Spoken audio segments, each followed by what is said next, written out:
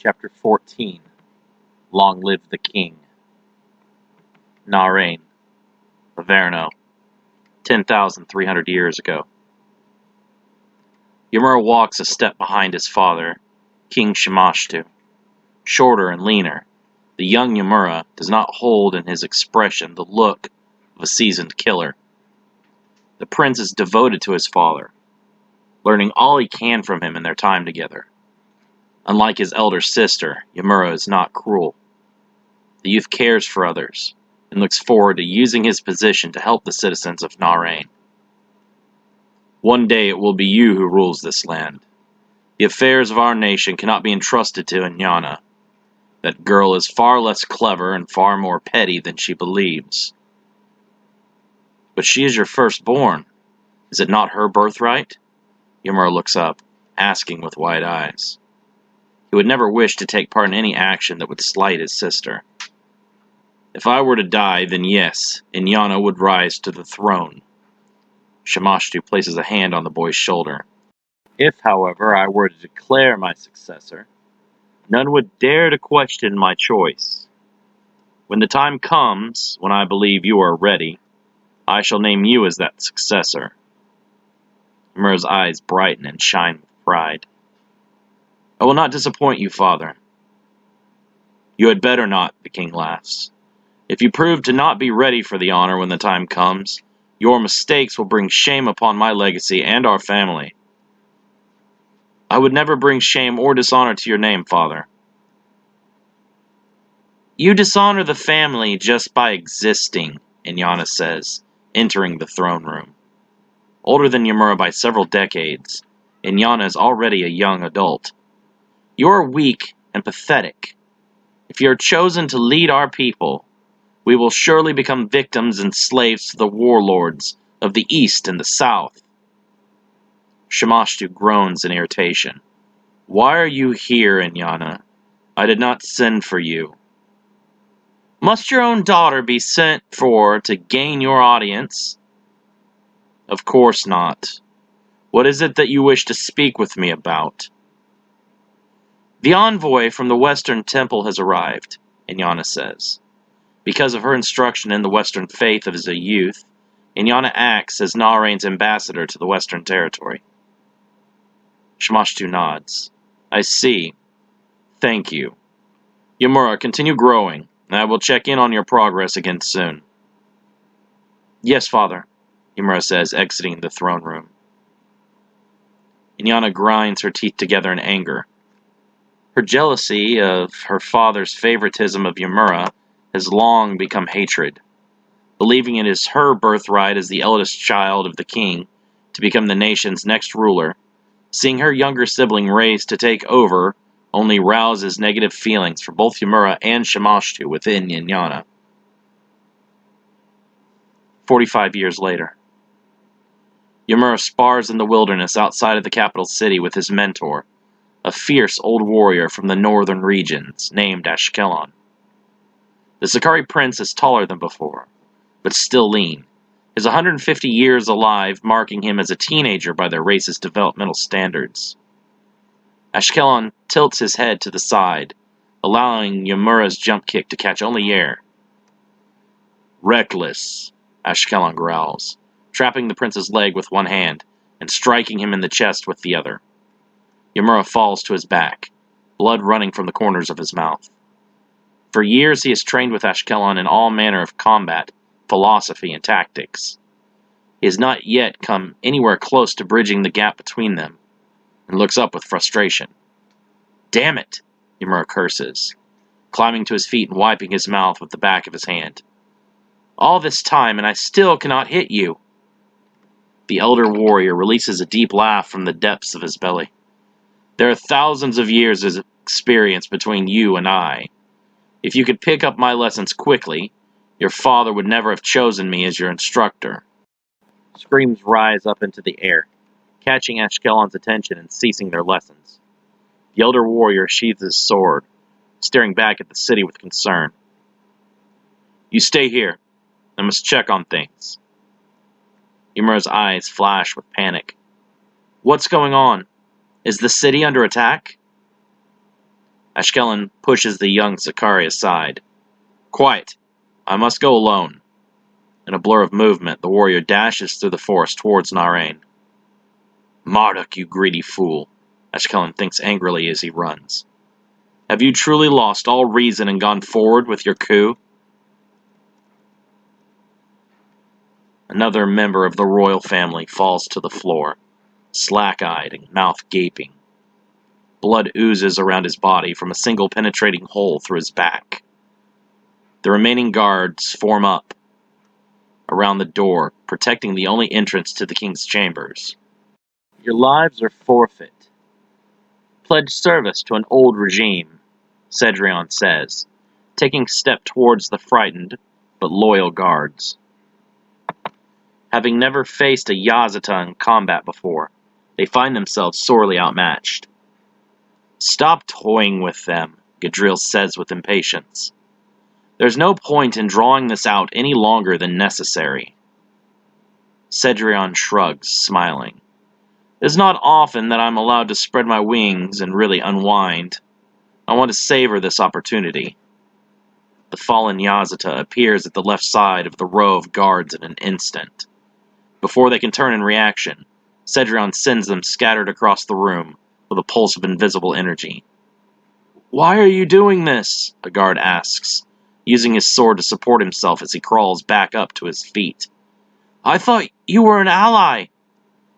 Cedrion uses Shunkan Ito to teleport behind the guard and thrusts his sword rearward into the Sakari's back. The guard coughs, blood exploding from his mouth. How could a glorious being such as I ally myself with creatures beneath me, such as you? Gadriel rushes the remaining guards, blitzing them with his speed and precision before they can recoup. Geysers of crimson sprout from throat and torso as each warrior falls simultaneously. You are an absolute bore, Cedrion groans, withdrawing his sword and allowing the guard's body to drop to the floor. One of the guards begins to drag himself back towards the door, leaving a long red streak behind his body. Neither of the Sakari's legs are functional, and it is miraculous that he's even still alive. There, Cedrion says with a smile. You missed one. Gadriel flings the blood off his sword with annoyance. I shall remedy that easily enough. The guard reaches the door and begins to smear his own blood in a series of intricate patterns. With his last breath, he whispers a magical command and then slides down to the floor expired. The door begins to glow brightly, and the symbols enlarge to encompass the entire frame. Cedrion kicks at the door, but is pushed back by red sparkles of magical energy. He put a barrier on the door, Cedrion growls, kicking the guard's lifeless body. Go find another way inside. Inyana and her attendants run down the halls, evading heavily armed soldiers as they rush to meet the attackers in combat. We must warn your father of this treachery, Eliel, Inyana's aide and Ymura's chosen mate says, keeping up with her mistress as best as she can. Inyana glances back at the younger Sakari with annoyance. It's too late to reach my father. The Yazata already have him cornered in the throne room. The best we can do now is get more help. With your proficiency of spellcraft, I'm sure that you could buy the king more time. It is all of our duty to fight for him, Elio protests. I refuse to die for my father's stupidity. He should never have trusted those vermin, and now he is paying for that stupidity. Eliel is shocked to hear such treason coming from the mouth of the king's eldest. She stops, refusing to go any further. I may not be as skilled as you, but I will lay down my life for the king if need be. This foolish girl is fiercely loyal to my father, and is my brother's mate. She is nothing but a nuisance, Inyana thinks, trying to come up with the easiest way to rid herself of all loose ends. With she and Marduk set to take over the kingdom, all remnants of her father's legacy must be eliminated. All of the king's most loyal soldiers will be engaged in battle to protect him, so they will be easy to dispatch. My father's generals are another story. Gishbar and Alistor are away on assignment and will need to be won over. We have no forces currently in place to kill them abroad, and they command a lot of respect with their units. Eliel stops, looking around. What is it? Inyana asks with irritation. The Yazata are overwhelming our forces. The soldiers cannot stand up to powers that great. She can sense the battles that are going on. Even to I, it feels as nothing more than a great mass of chaos and death. I never realized she had such gifted perception. Had I known, perhaps I could have found a use for her. An explosion erupts further ahead, and the hall fills with smoke. Wounded soldiers cry out in pain, but their voices are silenced by the cold and uncaring blade of the more somber of the two fallen Yazata. Quick, Your Highness! Eliel shouts, tugging on Inyana's arm. We must get you to safety! Inyana sighs, stopping her other attendants. Fine. We shall use the secret tunnels from my room to the throne room. These tunnels were constructed in both mine and Ymura's rooms for emergency situations. Hurry and follow me. Inyana and Gadriel lock eyes, but neither speaks as Eliel pulls her into another room. There's no access to the tunnels from here, Inyana growls. You have locked us into a tomb. Eliel begins to feverishly draw symbols across the floor and walls with her own blood. Working at a maddening pace, she prepares over a dozen blood spells, all ready for quick activation. If we can wound or even remove this one, surely the others will be able to take down his companion. You have a high opinion of our soldiers, Inyana says. The king has chosen the best warriors of our nation to surround himself with. If someone as lowly as I can wound a Yazata, what great deeds will one of our elite soldiers be able to accomplish? This girl sells herself far too short. She has been one of my handmaidens for long enough to know the depths of my abilities. She is factoring them into her calculations. She may be a good tactician, but she is far too trusting. She will be in for a rude awakening when I do not lift a finger to aid her against Gadriel. When I activate the arrays, you need to keep his attention off me. I shall not play a distraction for a servant, Inyana growls. You will give your life up for me, not the other way around. Pardon, Your Highness. I only meant to keep either of us from having to give up our lives. The screams of Inyana's other attendants echo in their ears, sending shivers throughout both of their bodies. That bastard, Inyana thinks in anger. He had no need to kill my servants. These Yazata care nothing for us, cannot be trusted. Marduk has played a dangerous game relying on them. I fear that things will not end for us as expected. Gadriel kicks down the door but is greeted by the flash of powerful blood magic being activated. Each array glows brightly and places upon the Yazata layers of binding magic. Eliel sways in place, eyes closed and chanting ancient sealing spells. Unable to move, Gadriel growls in fury. You filthy little witch! Inyana, free me now! Free me, or I shall personally slay Marduk and deliver this kingdom over to beggars. Do not listen to him. We have him at our mercy. Kill him now while I have him subdued, Eliel cries, straining to maintain her magic. Inyana is torn. She may never again have another opportunity such as this to eliminate the threat of this Yazata. Even if he is currently helping to push forward her coup, he proves a tremendous danger in his own right. If the Yazata wished, he could just as easily remove Marduk and herself from the throne. Release me now! Gadriel bellows, spittle flying from his lips. Inyana withdraws a dagger, slowly moving like a stalking predator. Gadriel eyes her carefully, glaring with unbridled hatred. No more unnecessary killing. Stick to my father and his supporters, Inyana says, slicing open her own palm and quickly drawing a new symbol in blood over the nearest of Eliel's spell arrays. Gadriel breaks free from his bindings and teleports to the side of a stunned Eliel. She is caught with disbelief that the person to whom she devoted so much of her life tending to would betray her so easily. Gadriel grips Eliel by the throat and without hesitation rolls her neck between his thumb and forefinger. The Yazata breaks her as easily as one would crush an insect. "End this," Inyana says with disgust. She focuses her energy on healing her palm. "Things have gone on far too long."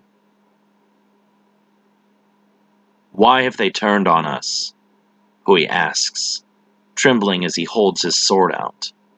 "They have been our allies for as long as I can remember." Shimashtu merely shakes his head, his eyes fixed on the door. "That is an answer which I know not myself." "My king, the burial will not hold forever.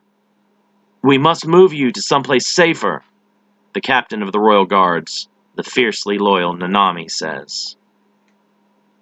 "More safe than my throne room?"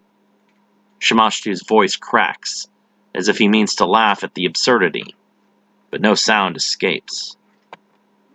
"Retreating would do us no good," Hui objects. "The Yazata are relentless and able to teleport.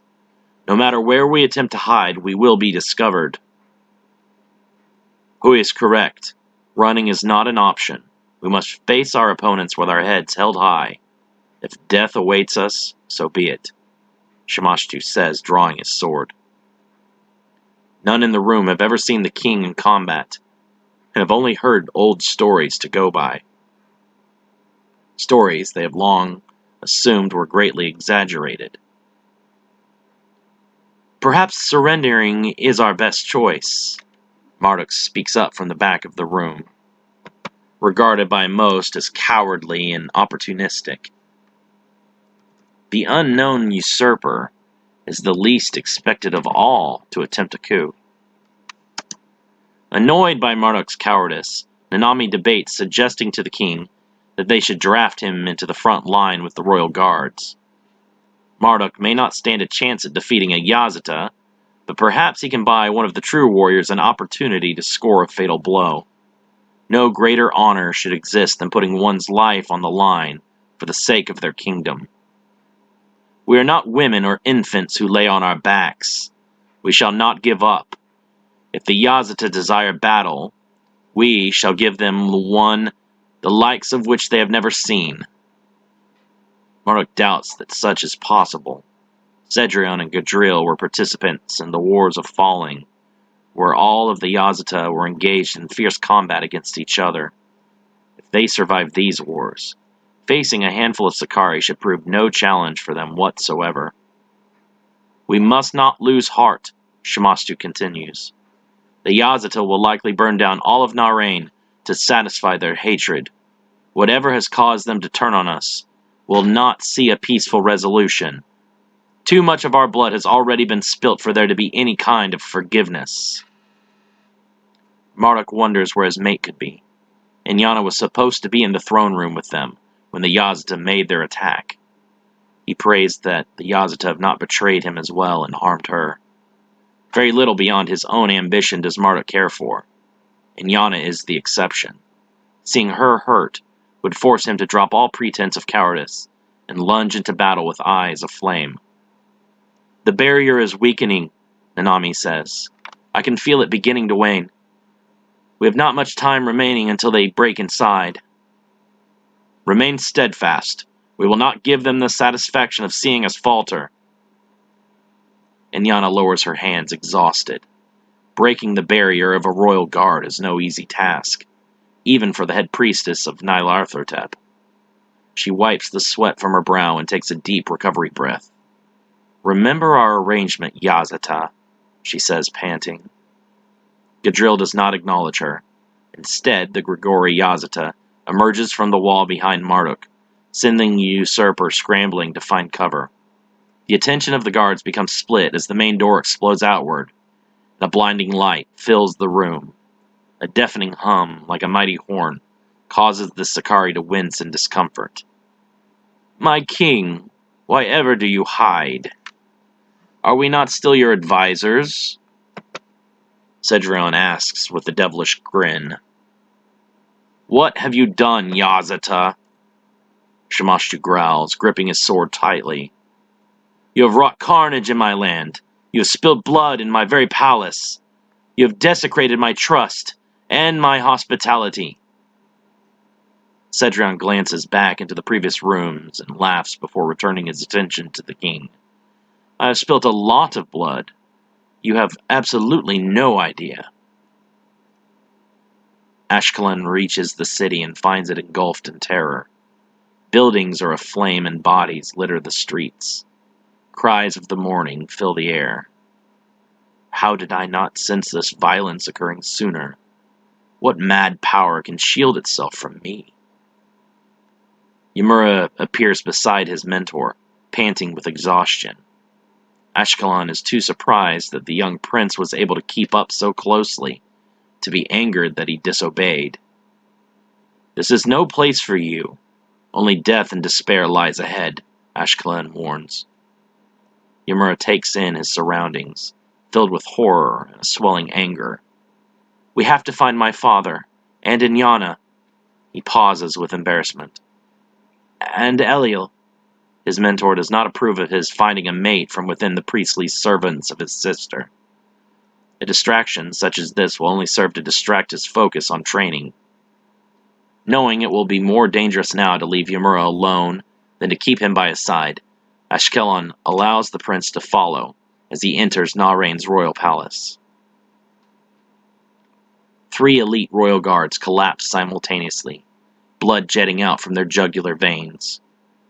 Gadriel flings the crimson off his blade and sheathes his weapon with a look of disdain. Nami stands focused, trying to keep his legs from shaking.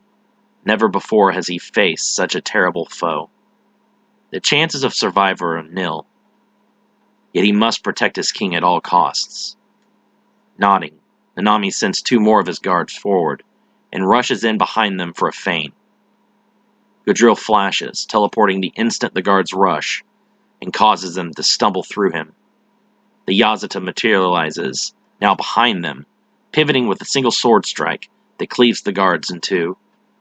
Nanami screams, leaping at Gadriel and managing to scrape his blade across the Yazata's armor, just at his collar.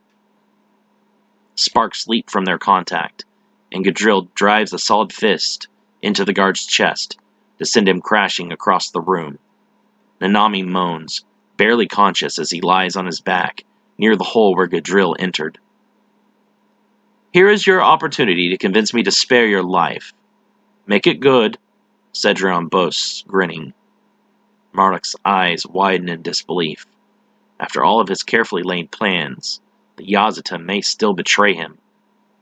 A king does not beg for his life. Shamashtu glances back at Hui, who nods. He turns his gaze towards Marduk. Take care of Inyana. Do not let these creatures lay a hand on her. Marduk nods, feeling a tinge of guilt and pity at knowing the fate the king shall soon face. For Averno! Shamastu screams, rushing Cedrion. Hui takes a step forward but stops, kneeling and laying down his sword at his feet. The king is unaware of Hui's cowardice, focusing only on his battle against the Yazata. The king moves like lightning, crashing his blade down across Cedrion's chest. Cedrion is almost driven to a knee and swipes his hand out, catching Shamastu in the jaw. The king throws his weight back into a flip and lands, skidding several feet. A large bruise swells out across his face, and he can tell from the pain that his jaw has been shattered. A gutsy blow. But even you should have known you could not penetrate my armor, Cedrion says, brushing off the front of his breastplate with full arrogance. Nanami crawls back up to his feet beside Hui and Marduk, his body racked with pain. Never before has an opponent struck him so hard and feels as if every bone in his body has been shattered. His pride is in ruin after being taken down by a single blow. It is his duty to protect the king, yet here he stands watching as the king fights the Yazata alone. His life is supposed to be the shield that keeps the king safe from harm. He feels as a total disgrace to be alive while his king fights in his stead. He wonders why the Grand General has not entered the battle. "Pick up your sword and join me at the king's side, General," Nanami says. "It is our duty to protect the king. I do not know why you have lost your nerve, but he needs our aid." Hui laughs, turning towards Nanami. "My sword no longer belongs to Shimashtu. That is why it's on the floor. It shall remain where it is until our new king tells me to pick it back up and swear my fealty." Nanami's eyes widen with terrible realization a moment too late. "My king!" Nanami shouts. "You have been betrayed!" Nanami's voice is forever silenced by the flash of steel. Hui growls, flinging the guard's blood from his blade with disgust. "Loyalty," Hui scoffs. "Such a dangerous trait to possess." "I thought you were going to leave your sword where it lay," Inyana asks, mocking Hui. "Would you rather I allowed him to warn your father?" Inyana shrugs. "It would not have saved him anyway." Shimashtu turns his head, spitting a mouthful of blood and several teeth to the floor. The king grins, holding up a blood-stained dagger in his other hand. Panicked, Cedrion looks down to see a crimson stain spread out across the inside of his armor. A small puncture just below his lungs causes him great pain, and he grimaces, holding his free hand to the wound. "Bastard!" Cedrion growls, the room shaking violently as the fallen Yazata's energy rises. He begins to envelop the wound with the healing glow Sendatu Helez. Gadriel is shocked that Amir Sakari possessed the speed to deliver a veiled second strike, while Cedrion was focused on the impact of the first. "Do not write us off as worthless because we are mortal beings," Shimashtu says, sheathing the dagger and raising his sword up towards Cedrion. "Because we age and die, fighting to protect what matters most to us is all the more important." Cedrion teleports steps behind the king and thrusts out his blade for a loom net end. Shimashtu blocks with his sword, reaching back to deflect with a shower of sparks. The king pivots, kicking the Yazata in the face. Cedrion takes a staggered step sideways off balance, and Shimashtu grabs him by both ears in order to drive a hard knee into his nose. Gadriel draws his sword once more, but is stopped by the laughter of his captain. "No, do not dare interfere. A challenge such as this is rare indeed," he says, blood running down his face. Shimashtu jumps into the air, throwing his sword at Cedrion. The blade whirs past the Yazata's face, barely missing him as he turns just enough to evade. Mid-air, Shimashtu weaves his hands together in a series of quick movements as he chants an incantation. "Zerstruga!" the king shouts, finishing his spell. The air around Cedrion suddenly becomes thick, and he feels an oily consistency covering his skin. The Yazata spits, a chemical taste filling his mouth. Shimashtu lands quickly, sweeping up his sword and arcing it into his foe. Cedrion parries, but upon the two blades impacting upon one another, the sparks trigger a detonation that fills the room with a thick cloud of smoke. Cedrion jumps back, eyes darting back and forth rapidly. The king's sword comes down again, creating another explosion as soon as Cedrion uses his own weapon to block.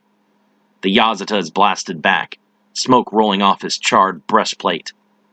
"I did not know that the king was proficient with magic," Marduk observes.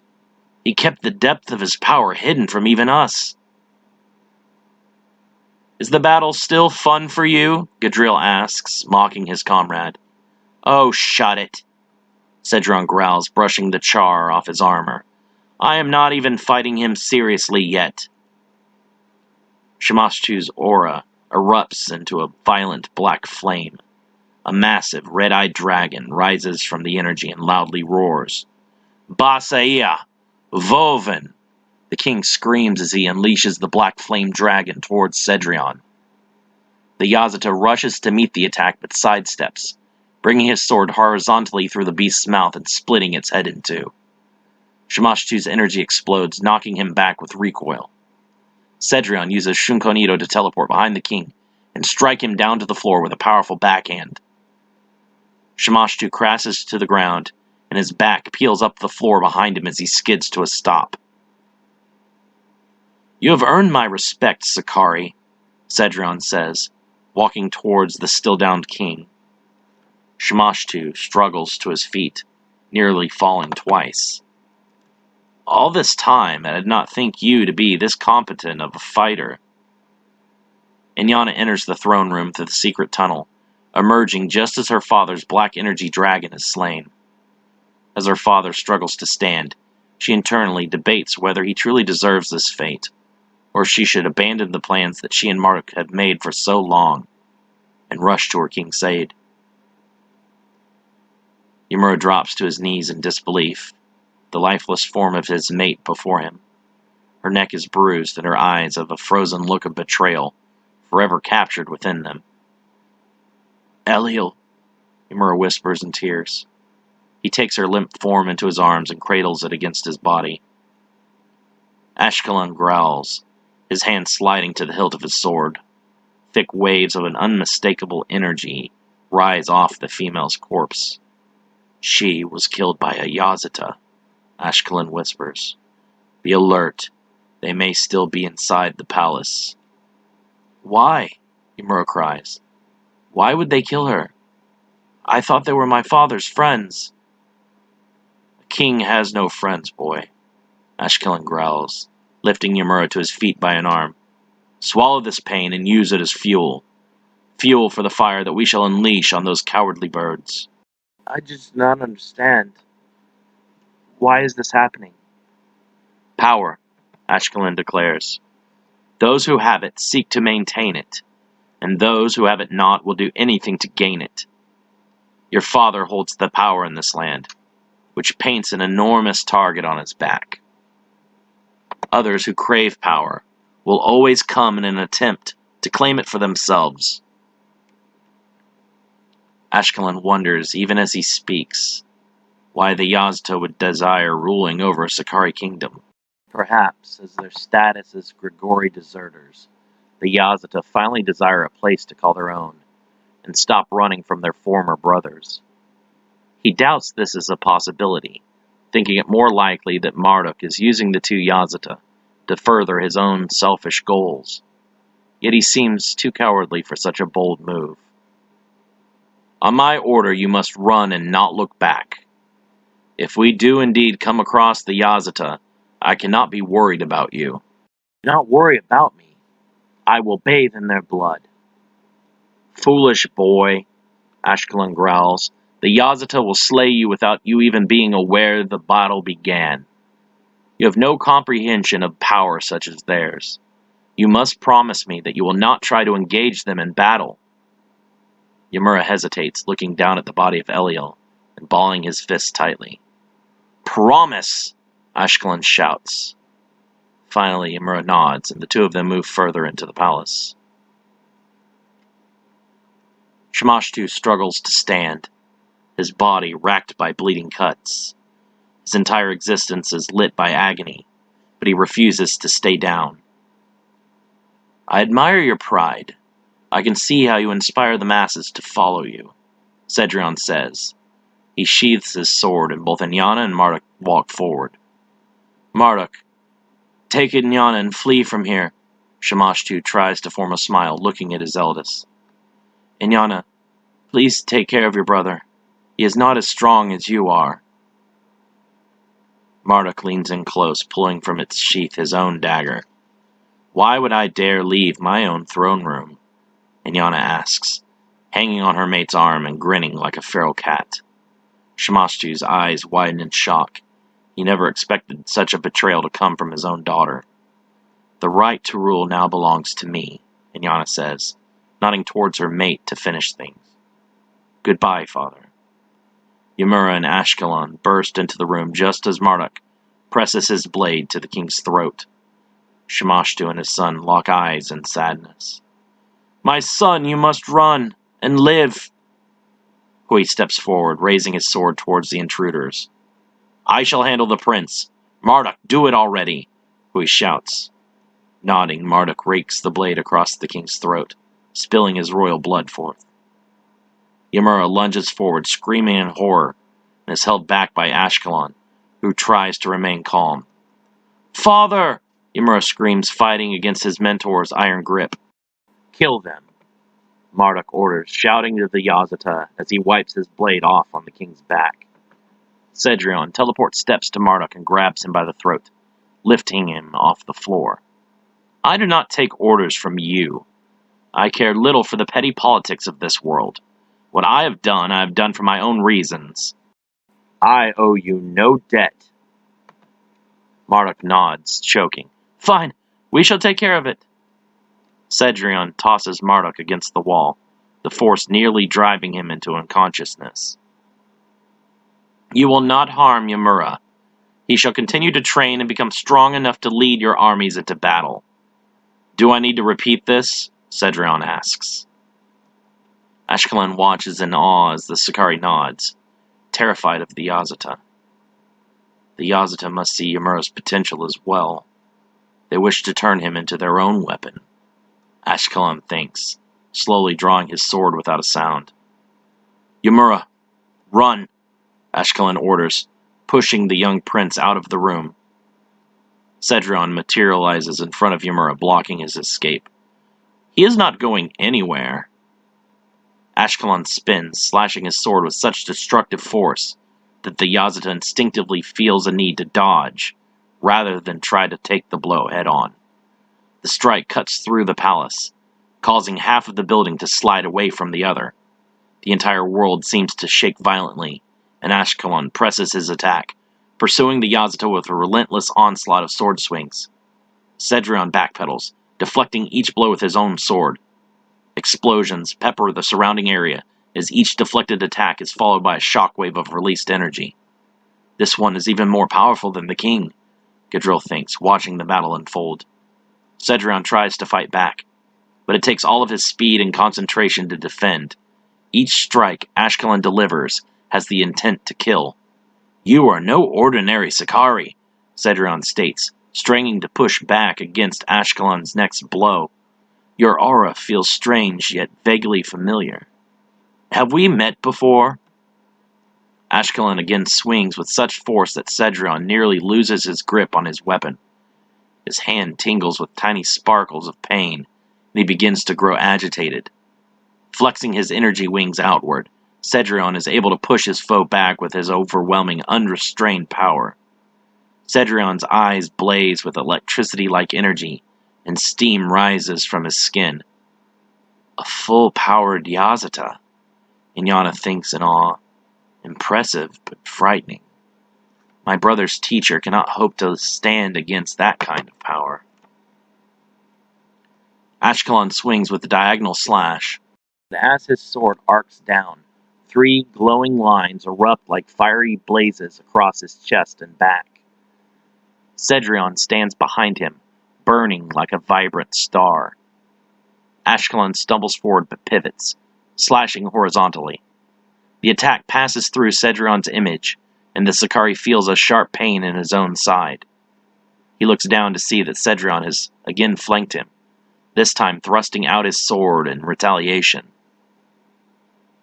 Ashkelon's eyes shift between the full-powered Cedrion and the Yazata's silent companion Gadril. I cannot win this fight. Even if I were to give it my all and defeat this one, I would be far too depleted to survive against the second. I know my limits.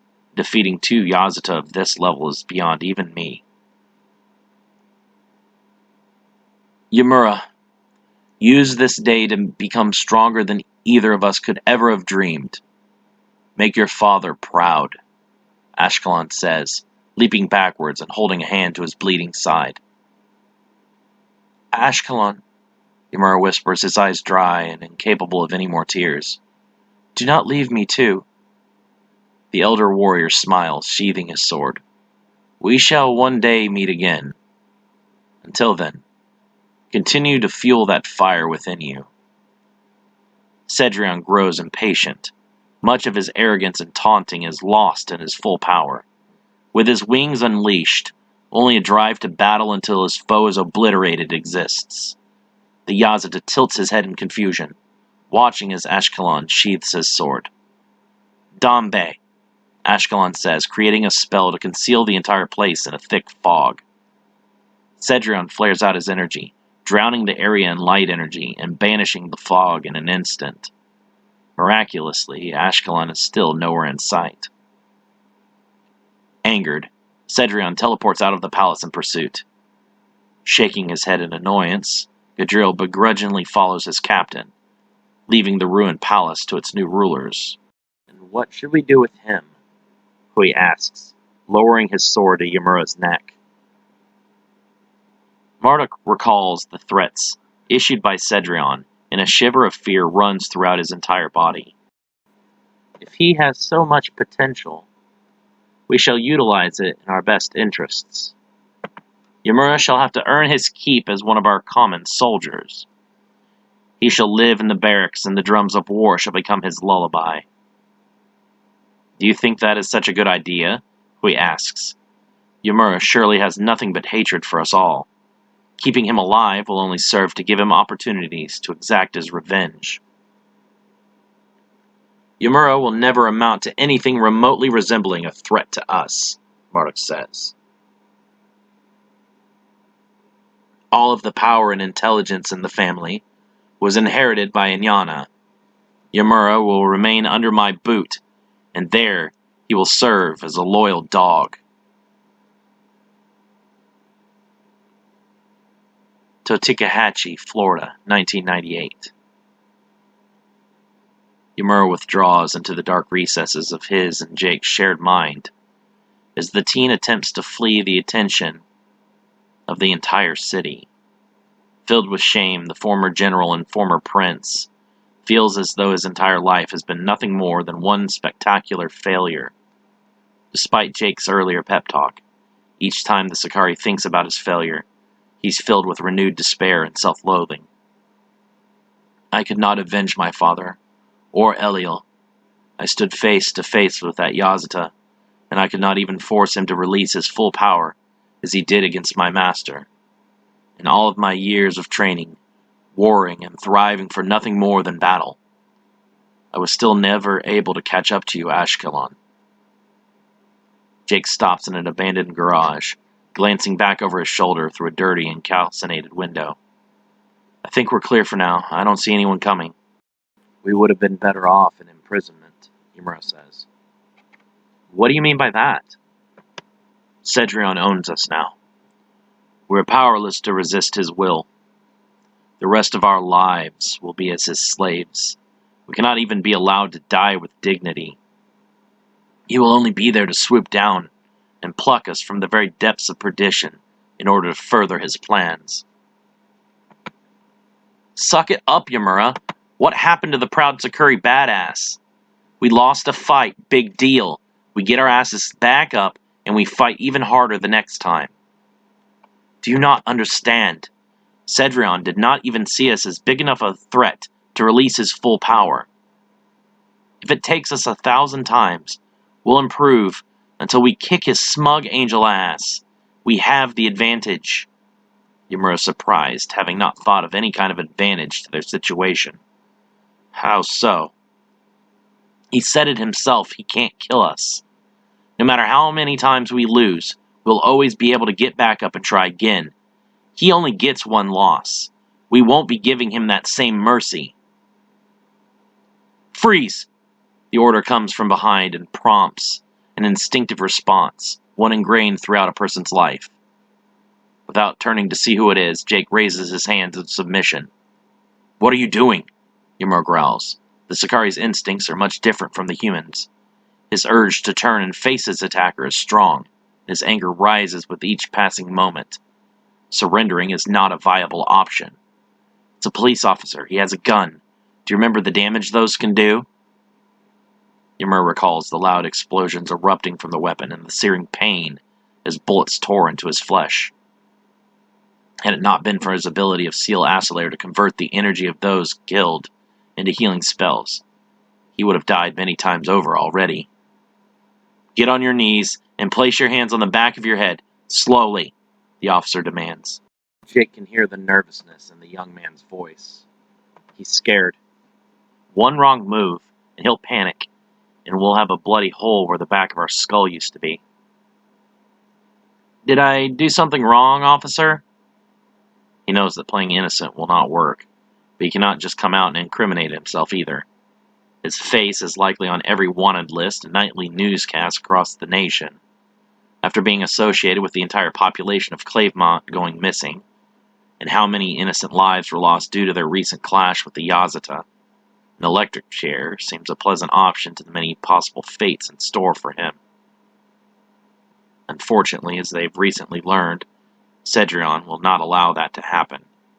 Even more innocent lives will be lost, should Jake be taken into captivity. Ignoring him, the officer calls in for backup on his radio and gives out his location. In a few minutes, the area will be swarming with police, and Jake will again be taken into custody. This time, however, even more deaths will be stacked onto him from the brief battle between Ymura and Cedrion. Put that gun away, you might hurt someone, a familiar female voice says. Jake's heart feels like it has stopped, and his breath catches. Rationally, he tries to tell himself that it's impossible, that it cannot be her. Ma'am, you need to step away right now. The suspect is a highly dangerous fugitive that's killed dozens, maybe hundreds of people. Inyana smiles, revealing elongated fangs as her eyes shift to a deep red color, and the pupils completely vanish. That many? I'm very proud of you, she laughs. Filled with terror, the officer whips his gun around to aim at his new threat, but she is on him with such speed that the impulse is still en route to his arm by the time she's already sliced open his jugular with her sword-like 4-inch claws. As blood jets from his neck in erratic spurts, he squeezes off one instinctive round from his gun. The sound echoes through the air, and Jake spins just in time to see the officer's back hit the pavement. Blood drips from Mignana's fingertips, and the teen is paralyzed with shock and fear. Mom? Jake whispers in disbelief. The teen's body stiffens, and he cannot will himself to move. Hello, son, Inyana says with a smile. And greetings to you as well, brother.